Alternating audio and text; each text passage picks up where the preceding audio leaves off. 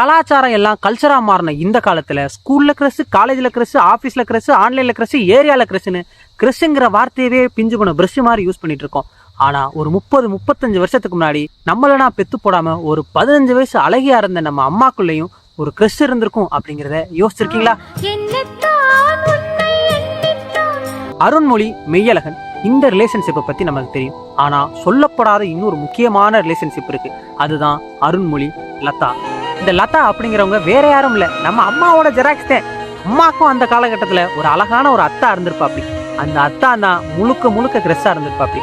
இப்போ ஒரு பொண்ணு ஒரு பயல பார்க்க நினைச்சா எங்க வேணா பார்க்கலாம். ஆனா 30 வருஷத்துக்கு முன்னாடி பார்த்து ரசிக்க ஆம்பளை அப்படின்னாவே அத்தா மட்டும்தான். அத்தானும் சாதாரண ஆளு கிடையாது. இருந்தாலும் ஜல்லிக்கட்டுல காளையை பிடிக்கிறதா இருக்கட்டும் சரி, பஞ்சாயத்துல திமுறா பேசுறதா இருக்கட்டும் சரி, ஒயில் போடும்போது விசில் அடிக்கிறதா இருக்கட்டும் சரி, அம்மாவை நீந்தாண்டா உண்மையான ஆம்பளை அப்படிங்கிற மாதிரி பார்த்து ரசிக்க வச்சுக்கிட்டே இருப்பா. அப்படி இந்த காலகட்டத்துல கிஃப்ட் அப்படின்னாவே டெய்ரி மில்க், வாட்ச், செயின்னு காஸ்ட்லியான ஐட்டத்துக்கு போயிடுறாங்க.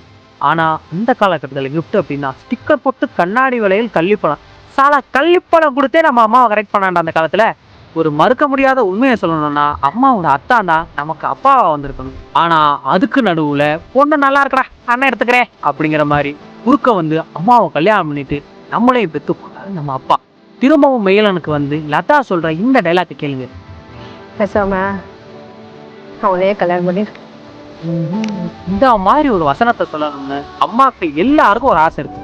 ஆனா அதுக்கு பெரிய தடையா இருக்கிறதே பரதேசி மாதிரி வீடியோ பண்ற நானும், பாடாதி மாதிரி வீடியோ பாக்குறேன் நீங்களும் தான்.